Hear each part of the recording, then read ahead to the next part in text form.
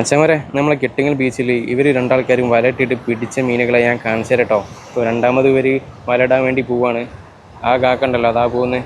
ആ കാക്ക എനിക്ക് മീൻ കാണിച്ചു തരാൻ വേണ്ടി പോവാണ്. നമുക്കൊന്ന് പോയാക്കാം മീൻ എത്രത്തോളം കിട്ടിക്കണെന്നുള്ളത്.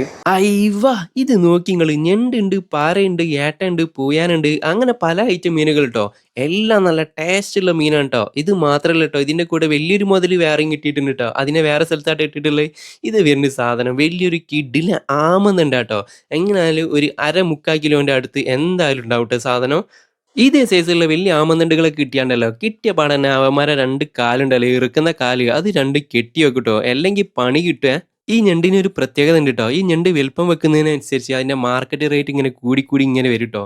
ഒരു കിലോന്റെ മുകളിലൊക്കെ വരുന്ന ഞണ്ടാണെന്നുണ്ടെങ്കിൽ ഒരു 3000 രൂപ മാർക്കറ്റിൽ വില വരുന്ന ഒരു കിഡിലൻ സാധനം തന്നെ കേട്ടോ. ഇത് ഒരൊറ്റ പീസ് ഒരു കിലോ ഉള്ളത് കിട്ടിയാൽ മതി. എന്തായാലും നമ്മളെ കാക്കമാര് വലയിട്ട് പിടിച്ച് കയറ്റിയ മീനുകൾ എങ്ങനെയുണ്ട്?